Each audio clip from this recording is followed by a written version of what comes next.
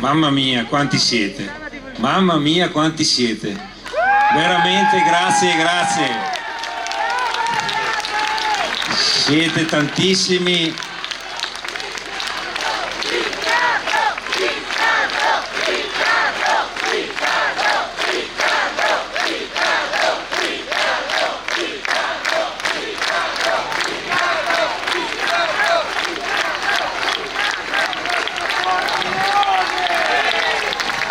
Grazie, grazie. Questo incitamento credo che sia non solo per me, ma tutti coloro che continuano a fare, e sono tanti, credetemi, più di quelli che pensiamo, ma non lo sappiamo, sono sparsi, il loro dovere medico, infermieristico, ovunque, per curare e aiutare le persone, e tutti coloro che insieme a me in questo periodo hanno cercato di creare una barriera contro una narrazione che io ho detto subito a marzo 2020, mi sembra, quando vedevo tutte quelle prese di misure, i primi DPCM, i divieti, a me sembra una dittatura con motivazioni sanitarie, e puntualmente si è sviluppata così. Ahimè. Vi faccio una domanda, magari la risposta è anche ovvia: voi vi volete bene? E allora alla fine vi dirò qualcos'altro. Non abbiamo mai avuto la presunzione di essere gli unici depositari del modo di affrontare l'emergenza più o meno gigantesca del coronavirus. Abbiamo solo cercato di utilizzare le conoscenze che avevamo e che apprendevamo anche da altre parti del mondo, usando farmaci che erano presenti da decenni. Nessuno di noi, visto che qualcuno qui non tanto lontano a Treviso mi ha detto che non abbiamo bisogno di santoni e guru, mai usato denti di lucertola, zampe di non so cosa, nessun intruglio. Abbiamo usato farmaci autorizzati, farmaci conosciuti che costano pochissimo. Abbiamo lottato, è stato ricordato prima, contro il divieto fatto dall'AIFA, l'Agenzia Italiana del Farmaco, di utilizzare l'idrossiclorochina, che non stancherò mai di ricordare, un farmaco che ha 60 anni, avrebbe dovuto sterminare l'umanità se fosse stato nocivo, come hanno scritto, e invece era una cosa utile, è ancora una cosa utile. Voi dovete sapere che a marzo lo utilizzavano tutti gli ospedali, poi improvvisamente non si può curare, ed è venuta fuori la storia della tachipirina, della vigile attesa. Abbiamo dovuto fare un ricorso al TAR prima e al Consiglio di Stato dopo. Guardate che sono cose incredibili. Lo scontro finale si è aperto. Il Green Pass, che di sanitario non ha assolutamente nulla, è questo obiettivo: vedere fino a dove il popolo sopporta una limitazione della sua libertà, che è arrivata all'assurdo che dobbiamo pagare per quello che è scritto a caratteri cubitali nella Costituzione, ma è che è fondamentale nella storia dell'uomo: lavorare per avere la pagnotta per sfamare noi e le nostre famiglie. Questa è una cosa inaccettabile. Non è pensabile che si sia inventato un sistema sapendo peraltro che non era sostenibile, perché bastava fare 4 più 4 per sapere che i tamponi non erano sufficienti. Quindi è stato fatto deliberatamente: ti metto in difficoltà 2 volte, paghi, diventi matto per andare a trovarli. Una cosa vergognosa, vergognosa. Su questo non c'è possibilità di retrocedere, e su questo non serve che veniamo noi a fare appelli, che io sposti fuori l'ufficio del sindaco dal municipio, perché col cavolo che mi faccio i tamponi 3 volte alla settimana per fare il sindaco. di questo paese a cui mi hanno eletto i cittadini col libero voto, scegliendo, non eleggendo un nominato dai poteri economici come Draghi. Alla faccia che la legge italiana lo permetta, ma da lì comincia l'esproprio della sovranità popolare.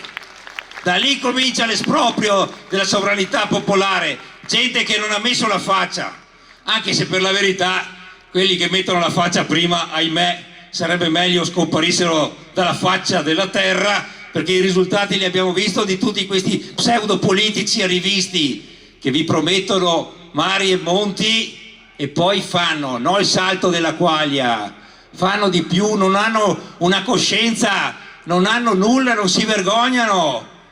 Voi dovete fare proselitismo, voi dovete andare a casa stasera, abbiamo ascoltato dei bravi Tosi che parla qua, voi dovete andare a casa convinti, i primi soldati di voi stessi siete voi, la capacità di contattare gli altri, di diffondere, di convincerli, di non prendere paura con quelli che vi osteggiano e che adesso vi dicono non ti vaccini o hai fatto il vaccino. Qui non siamo a fare discriminazioni tra poretti, perché vaccinati e non vaccinati siamo tutti poveracci di fronte allo Stato, lo capite? Lo capite? Dovete farvene una ragione, se no non ne verremo fuori. Non saranno 4, 5, 10 leader che ci tireranno fuori, saremo noi tutti insieme, sarete voi, ognuno e ciascuno di voi.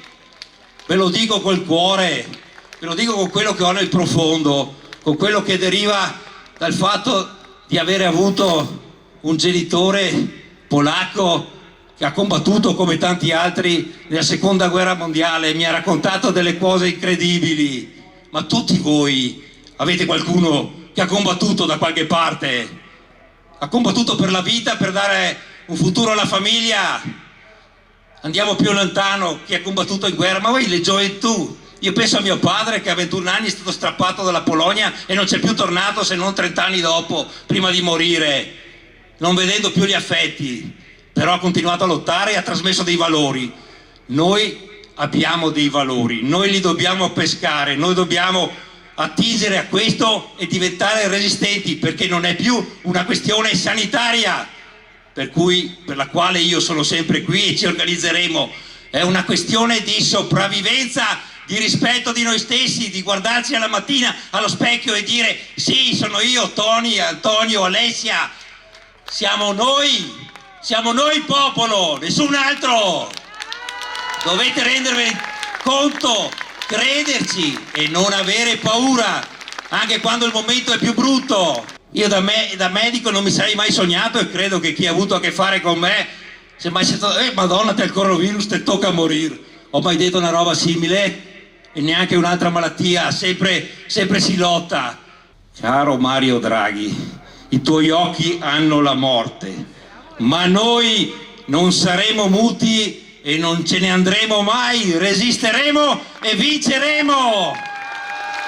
Dovete crederci, ma dovete essere i primi artefici, perché me l'avete detto prima, voi vi volete bene e se vi volete bene non potete mollare, non potete arrendervi, non dovete credere a quello che viene strofinato ogni giorno da quella maledetta TV che io non guardo più, ma me lo dite voi, dai giornali. Io non critico nessuno, ma non si possono mettere certi titoli senza nessun rispetto di chi muore. 60enne non vaccinato muore. Guardate che è vergognoso, avete solo questi titoli, poi uno va a guardare 880.000 abitanti la provincia di Treviso. Stamattina alle 8 abbiamo 23 ricoverati Covid, se devo credere a quello che ci dicono, in area non critica, e 4 in terapia intensiva, su cui poi dovremmo anche sapere come stavano prima. Voi capite che questi sono numeri che, anche se fossero veramente tutti veri, su 880.000 abitanti, dicono che senso ha imporre il Green Pass dal punto di vista sanitario con l'80% di vaccinati? Che senso ha se non quello di vedere fin dove voi non vi vorrete bene, fin dove voi retrocederete, fin dove voi non lotterete. E parlo anche agli amici vaccinati, a coloro che ho vaccinato io, pochi perché me l'hanno chiesto, perché da medico ho rispettato il loro desiderato, perché il medico col suo paziente deve metterlo a agio, non ha da dire che te la fai perché di miei, vaccinate e tasi su e non vaccinate e tasi su stessi, capite? Parlo a tutti, perché su questo chi è vaccinato ha fatto una scelta prima, obtorto collo o non obtorto collo, ma alla fine ve lo stanno dicendo. L'ho sentito anch'io l'intervento di Cosentino al Senato, i numeri dicono, ma non ci voleva molto, perché vi spiego un attimino. Voi sapete che questo pseudo vaccino, al di là di come la si pensi, ha un piccolo difetto. Siccome c'ha un antigene che è la spike, questo uncino, gli anticorpi vanno su rapidamente e dopo che manca le ali, la portanza, hai visto il colpo. Per cui non occorreva che uno dicesse Cosentino con degli studi illuminati. Gli aveva già detto allora bisogna fare la sesta dose, la sesta, settima, ottava e dopo roda alta, visto che avevo anche a moto qualche volta, no? Quindi queste le bugie si smascherano da sole, poi vengono a dire questo e quell'altro. Guardate, cioè, Pregliasco è uno che non ha mai curato neanche una mosca in vita sua, non ha curato una mosca, perché avrebbe più umanità allora se avesse curato una mosca. Ma siccome ha fatto questa carriera adesso mediatica per cui va a sparare monade, per non dire cazzate a getto continuo, lì si è irrefrenabile. Se qualcuno lo ha visto in una trasmissione dal dottor Citro, è stato letteralmente fatto fuori con calma, con dati di fatto. Cosentino in Parlamento e Salmaso sono tutti dati di fatto che vengono fuori da studi, e quindi io non sto dicendo male di questo o di quell'altro, dico che bisognerebbe raccontare le storie veramente per quello che sono, ma non perché sono storie, perché sono dati reali. E allora dovete avere la convinzione che ci salveremo solo se noi vorremmo salvarci, se noi su questo braccio di ferro dimostreremo che non retrocediamo, vaccinati e non vaccinati, perché poi, l'ha detto bene Facco, il giro dopo, il Green Pass, sarà un'altra cosa. Non avremo futuro se saremo espropriati e del nostro corpo e del nostro territorio. E allora qui a Santa Lucia oggi, ma in tutte le occasioni, se vi troverete tra amici in casa, con pacatezza, ma con determinazione, dobbiamo resistere e combattere tutti assieme, tutti assieme. Grazie, grazie veramente, siete una cosa stupenda e mi date una forza incredibile. Ce la faremo!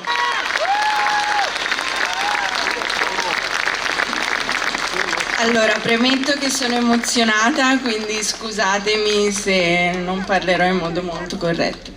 Allora, buonasera a tutti, grazie di essere qui, un ringraziamento al comitato Riccardo Zumschi che ha organizzato questo evento. In questo lungo periodo di pandemia la democrazia è scomparsa.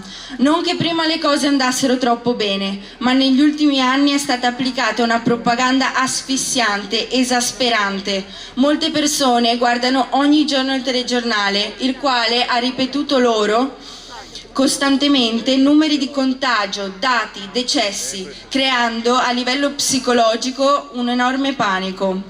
Curioso che in alcuni paesi europei ciò non sia successo. Siamo l'unico paese in Europa a cui viene richiesta la certificazione verde per entrare in università, ma se siamo in una pandemia a livello globale, com'è possibile che questa restrizione sia solo in Italia?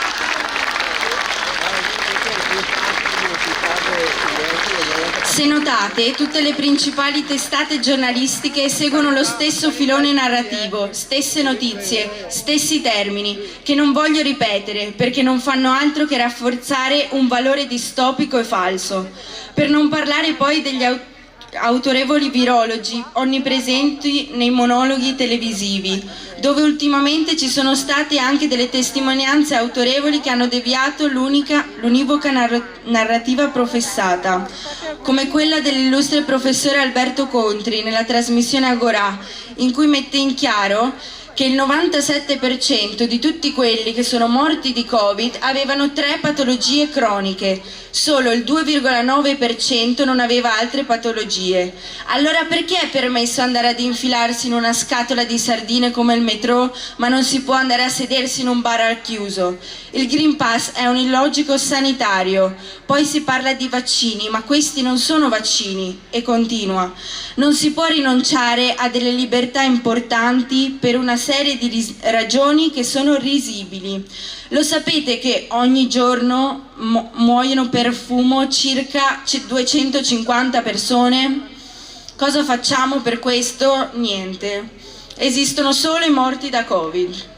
E ancora, Roberto Castelli, ospite a Tagadala 7, dove porta la sua diretta testimonianza di essersi vaccinato in buona fede a luglio e che da allora l'indicatore del pericolo di trombosi è a livelli altissimi, mentre sua moglie, che ha contratto il virus in modo naturale e non ha fatto il vaccino, sta benissimo.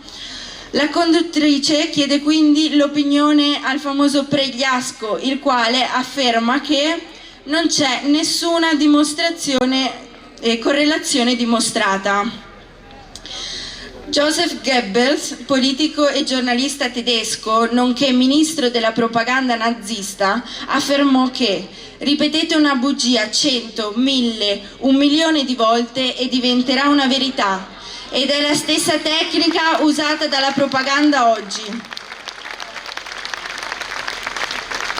È molto bello vederci qui riuniti perché questo incontro significa che siamo consapevoli del fatto che qualcosa non va, che siamo stanchi di questa situazione ingiusta e che vogliamo fare qualcosa di concreto per superarla. La cosa importante però è non disperdere più energia in lamentele, ma fare qualcosa di concreto per non sottostare a dei decreti legge che, vorrei ricordare, non sono assoluti. Questi vengono dopo la Costituzione e dopo i regolamenti europei, non prima. Quindi non dobbiamo temere leggi che sono di fatto illegittime. Certo, l'incertezza che ciò venga riconosciuto a livello collettivo in tempi accettabili non è da sottovalutare, ma è importante che ci rendiamo conto che ciò potrà avvenire soltanto grazie a noi. Bisogna imparare ad informarsi, ad autotutelarsi, a conoscere le leggi. Dobbiamo insomma imparare ad essere migliori cittadini, sia nel senso di tutelare da noi stessi i nostri diritti, sia nel senso che, qualora questi siano violati, è nostro dovere difenderli. Per fortuna questa situazione ha fatto sì che nascessero dei nuovi movimenti, come appunto quelli del comitato Riccardo Zumski o quello degli studenti contro il Green Pass. Per concludere, vorrei far comprendere quanto sia importante un'azione di comunicazione diffusa e ben strutturata. Se notate, la propaganda di questi mesi su come comportarsi rispetto al virus è stata spesso raffigurata in modo semplice, efficace, tramite slogan e immagini forti. Lo stesso dovremmo fare noi. Come associazione abbiamo pensato di stampare manifesti da poter attaccare in giro per la città o informazioni da diffondere sui pannelli pubblicitari lungo le strade o ancora tramite i volantini. Grazie a tutti dell'ascolto. Grazie, non ho la tieni duro, grazie che ci siete. È un onore essere qua stasera ed è un onore portare sto giubbetto a distanza di 3 mesi. Il fatto di essere sospesa mi ha dato il tempo per dedicare alle piazze. Le abbiamo frequentate con vari gruppi tutte quante. È fondamentale esserci ed è fondamentale unirsi. Non dobbiamo dispergerci adesso, anche se ci fanno paura e se mettono degli infiltrati. Quelli non eravamo noi e non saremo mai noi, perché noi sulle piazze ci siamo in pace, amore e libertà.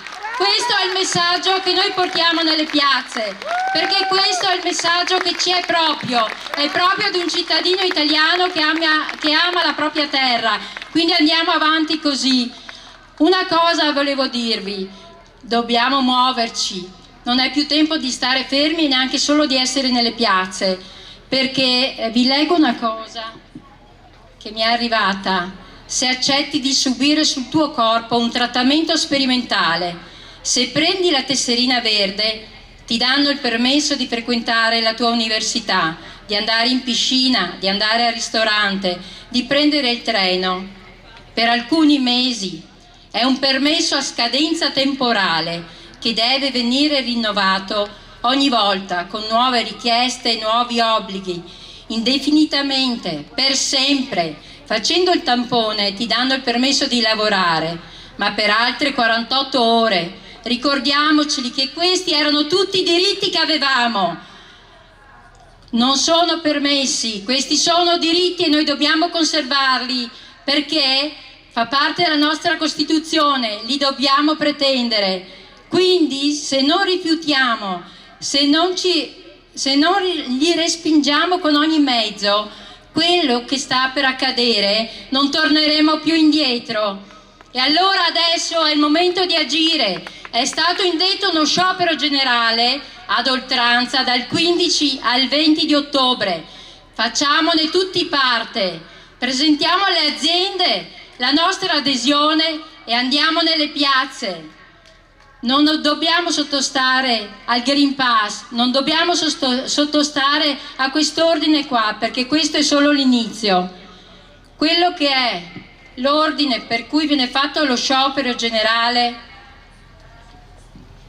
è questo: il governo italiano con decreti e leggi ha imposto l'obbligo di vaccinazione per il personale sanitario e il possesso della certificazione verde per il personale dipendente di tutti i settori e di tutte le categorie di lavoratori per l'accesso ai luoghi di lavoro. Detta decisione governativa non rispecchia la Costituzione e la libertà e offusca la democrazia, creando problematiche all'interno della famiglia dei dipendenti, addossando oneri ulteriori ai lavoratori che per l'accesso al lavoro dovranno pagare il costo dei cosiddetti tamponi per dimostrare il proprio stato di salute. In caso di mancanza di certificazione verde, i lavoratori vengono sospesi dallo stipendio e dal servizio. Noi non ci stiamo! Questi sono diabolici, questi sono dei diavoli. Scriveva Levis ancora nel 41 in un giornale, scriveva la storia, il racconto tra due diavoli. L'abbrevio: il diavolo giovane chiese: ma come hai fatto a mandare così tante anime all'inferno? E il vecchio diavolo dice: con la paura. Ricordatevi che la paura è una brutta bestia, hanno usato quella. Il mondo si è trasformato in un grande campo di concentramento con prigionieri volontari. Hanno accettato tutto solo per sopravvivere ad un altro giorno miserabile. Non hanno vissuto, sono morti tutti i giorni. È stato facile prendere le loro miserabili vite. A questi diavoli noi diciamo: noi non cederemo, non avrete le nostre vite perché sono nostre e combatteremo fino alla fine.